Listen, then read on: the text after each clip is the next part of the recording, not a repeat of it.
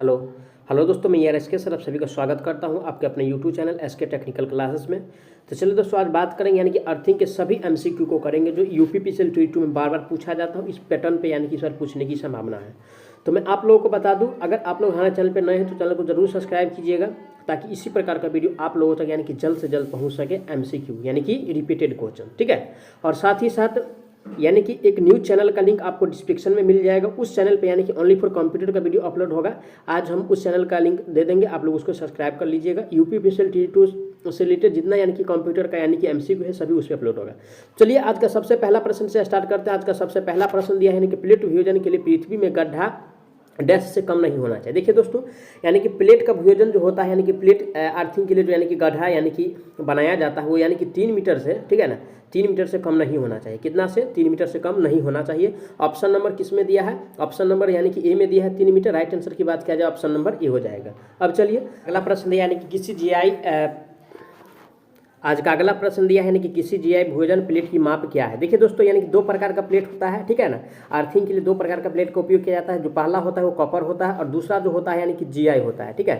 तो अब समझते हैं यानी कि कॉपर का जो होता है यानी कि कम वाला होता है, ठीक है। यानी कि लास्ट में समझिएगा, ये ट्रिक बता रहा हूँ, लास्ट में जो होगा यानी कि ये 2 ही होता है, 3.18 होता है, एक 6 यानी कि 35 होता है, ठीक है। तो जो ज़्यादा वाला रहेगा वो यानी कि जीआई का होता है और जो कम वाला रहता है वो कॉपर का होता है। तो इसमें यानी कि जीआई का पूछ रहा है हमसे, तो जीआई का यानी कि ज़्यादा वाला होगा। तो ऑप्शन नंबर किस में दिया है यानी कि ज़्यादा वाला? तो यानी कि सी में दिया है। राइट आंसर की बात किया जाए ऑप्शन नंबर सी हो जाएगा।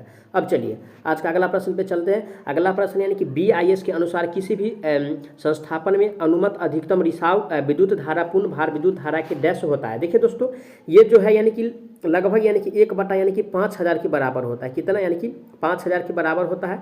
ऐसा ऑप्शन नंबर किस में आपको देखने को मिल रहा है? ऑप्शन नंबर यानी कि सी में दिया है। राइट आंसर की बात किया जाए ऑप्शन नंबर सी हो जाएगा। अब चलिए अगला प्रश्न पे चलते हैं।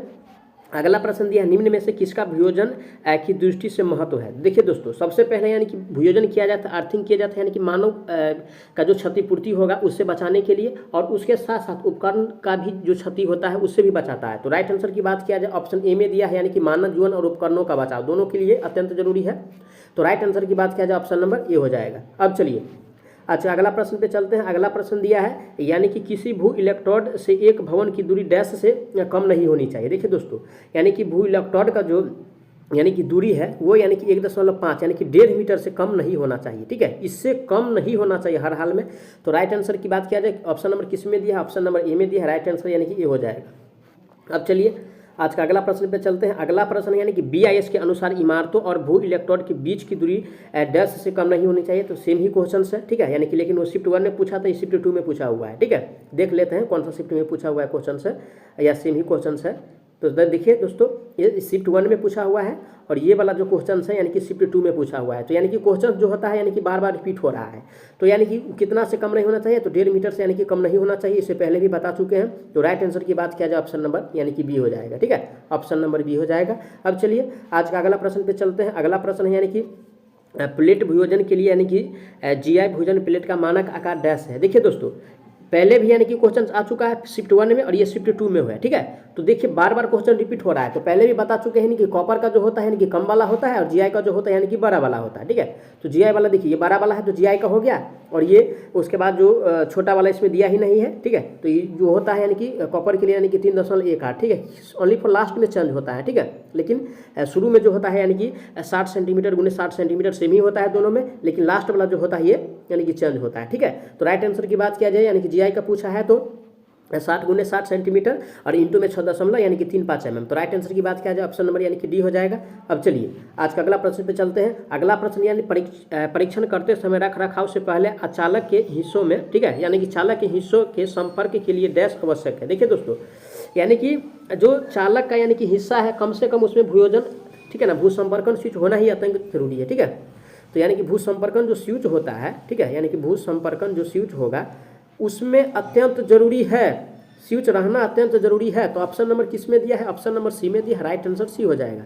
अब चलिए अगला प्रश्न है यानी कि आई नियम के अनुसार अगर भू संपर्कन पट्टी जास्तेदार इस्पात पदार्थ की हो तो नट और बोल्ट डैश के होने चाहिए। देखिए दोस्तों, यानी कि जिस पदार्थ का यानी कि भूयोजन पट्टी है उसी पदार्थ का यानी कि नट और बोल्ट भी होना चाहिए, ठीक है। जिस पदार्थ का यानी कि देखिए ये किसका है यानी कि जास्तेदार का कह रहा है, ठीक है।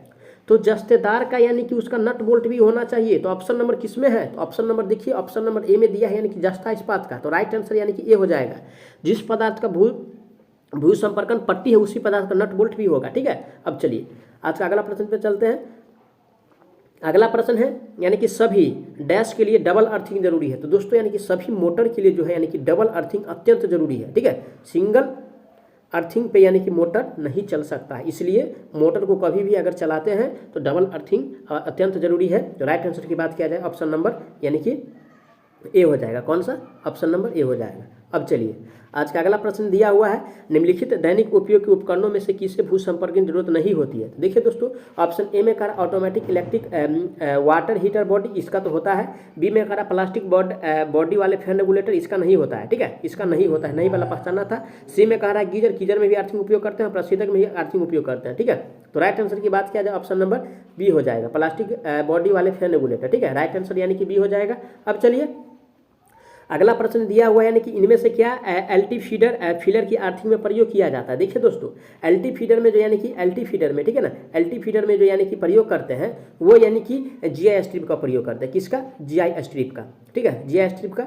ऑप्शन नंबर किस में दिया है? GI strip. तो ऑप्शन नंबर यानी कि डी में दिया है। राइट आंसर की बात किया जाए, बेस्ट आंसर की बात किया जाए, ऑप्शन नंबर यानी कि डी हो जाएगा। कौन सा? ऑप्शन नंबर डी हो जाएगा। अब चलिए आज का अगला प्रश्न पे चलते हैं। अगला प्रश्न दिया हुआ है यानी कि बिजली के उपकरण की धातु की कैसिंग है, कैसिंग को निम्नलिखित को संदेह जो है सुनिश्चित करने के लिए भू संपर्कित किया जाता है। देखिए दोस्तों, ऑप्शन ए में कह रहा है यानी कि प्रचालन की सुरक्षा, नहीं भाई इसके लिए तो नहीं करते हैं।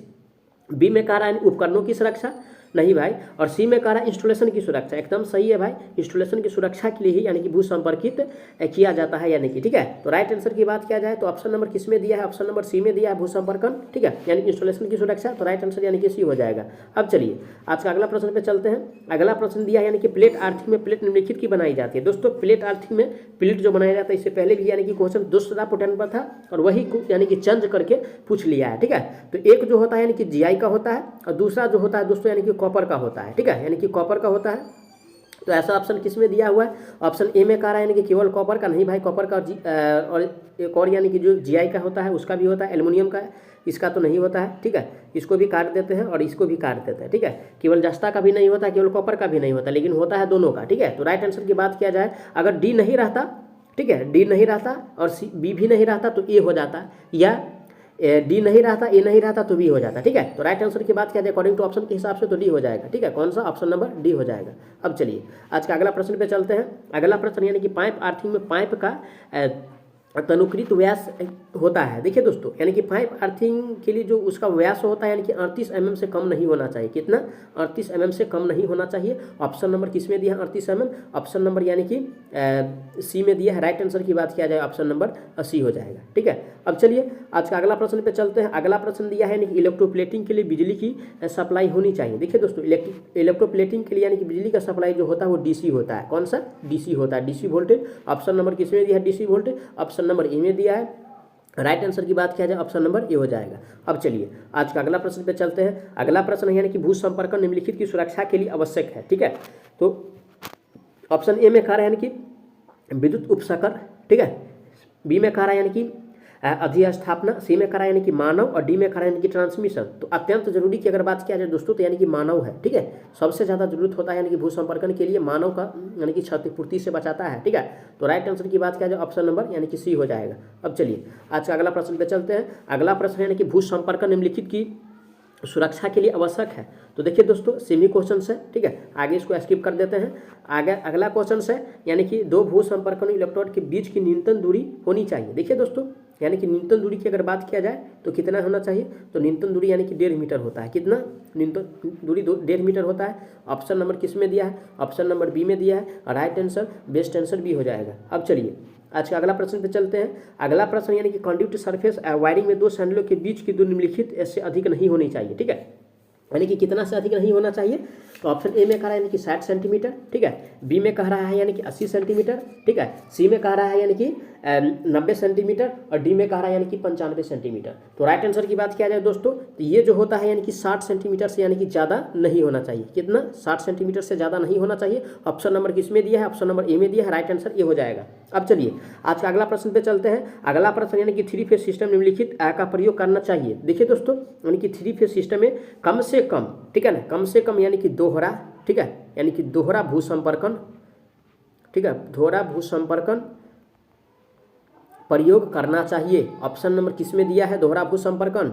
अगर 3 फेज सिस्टम से सप्लाई ले रहे हैं तो कम से कम दोहरा भूसंपर्कन होना ही चाहिए, नहीं तो क्या होगा, यानी कि ज़्यादा क्षतिपूर्ति, यानी कि ज़्यादा जितना यानी कि इंस्ट्रूमेंट लगा रहेगा उसका भी क्षति होगा, और जो यानी कि वहाँ पर मानव जो यानी कि वर्कर काम करते रहेंगे उसको भी यानी कि क्षति हो सकता है। तो इसलिए यानी कि डबल अर्थिंग अत्यंत जरूरी है। तो राइट आंसर की बात किया जाए ऑप्शन नंबर बी हो जाएगा, ठीक है। अब चलिए आज का अगला प्रश्न पे चलते हैं। आज का अगला प्रश्न है यानी कि अर्थिंग पीट में चारकोल और साल्ट प्रयोग करने का प्रयोजन है। ऑप्शन ए में कह रहा है यानी कि अर्थ इलेक्ट्रोड को गीला रखना और चलकारी बनाए रखना, ठीक है भाई। सी में कह रहा है, सॉरी बी में कह रहा है अर्थ प्रतिरोध कम करने की दृष्टिकोण से यानी कि अच्छे भू संपर्कन के साथ अर्थिंग पाइप या प्लेट के संपर्क क्षेत्र में वृद्धि करना, ये भी होता है भाई। और सी में कह रहा है इनमें से दोनों, चलिए ठीक है। और डी कह रहा है कि इनमें से कोई नहीं, नहीं भाई, ऑप्शन नंबर सी हो जाएगा, यानी कि दोनों फैक्ट इसके लिए अत्यंत महत्वपूर्ण है, ठीक है। तो राइट आंसर की बात किया जाए ऑप्शन नंबर सी हो जाएगा, ठीक है। अब चलिए आज का अगला प्रश्न दिया हुआ है यानी कि VIR वायरों में कॉपर चालक को संदेह टिन या अथवा यानी कि डिमा में बंद किया जाता है, इसका प्रयोजन क्या है? तो ऑप्शन ए में कह रहा है चालक में जंग लगने से बचाना, इससे तो नहीं, यानी कि इसका तो कोई प्रभाव ही नहीं है। बी में कह रहा है यानी कि इनको अच्छी दिखावट देना, इससे भी कोई दिक्कत नहीं है, ये भी कोई फैक्ट वाला क्वेश्चन सही नहीं, ठीक है। यानी कि ऑप्शन सी में कह रहा है कॉपर चालक को यानी कि सल्फर अंश से प्रभाव से बचाना। तो राइट आंसर की बात किया जाए ऑप्शन नंबर सी हो जाएगा, ठीक है। अब चलिए अगला प्रश्न यानी लूपिंग इन और लूपिंग आउट सिस्टम वाले घरेलू वायरिंग न्यूट्रल को निम्नलिखित से लूप इन और लूप आउट की जाती है। तो ऑप्शन ए में कह रहा है यानी कि सीलिंग रोज, बी में कह रहा है लैंप होल्डर, सी में कह रहा है सॉकेट और डी में कह रहा है इनमें से सभी। तो दोस्तों यानी कि जो लूपिंग इन और लूपिंग आउट जो होता है ये सब के द्वारा किया जाता है, ठीक है, यानी कि सॉकेट के द्वारा, लैंप होल्डर के द्वारा और सीलिंग रोज के द्वारा भी, ठीक है। तो राइट आंसर की बात किया जाए दोस्तों तो ऑप्शन नंबर यानी कि डी सही हो जाएगा, ठीक है। अब चलिए आज का अगला प्रश्न पे चलते हैं। अगला प्रश्न दिया है कि GI तारे, ठीक है, क्या है? ऑप्शन ए में कहा एस्टे तार की भांति कार्य करने के लिए प्रयुक्त नहीं है।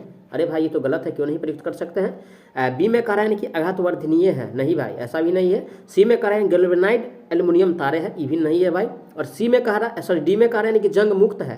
तो राइट आंसर की बात किया जाए दोस्तों तो GI तारे जो होता है यानी कि जंग मुक्त होता है, ठीक है, इसलिए इसका प्रयोग यानी कि अर्थिंग में किया जाता है, ठीक है। तो राइट आंसर की बात किया जाए ऑप्शन नंबर यानी कि डी हो जाएगा। अब चलिए अगला प्रश्न दिया है यानी कि एक 3 पेन सॉकेट में सबसे बड़ा छिद्र जो होता है वो किस लिए प्रयुक्त किया जाता है? तो दोस्तों वो जो प्रयुक्त करते हैं अर्थिंग के लिए, ठीक है, किसके लिए?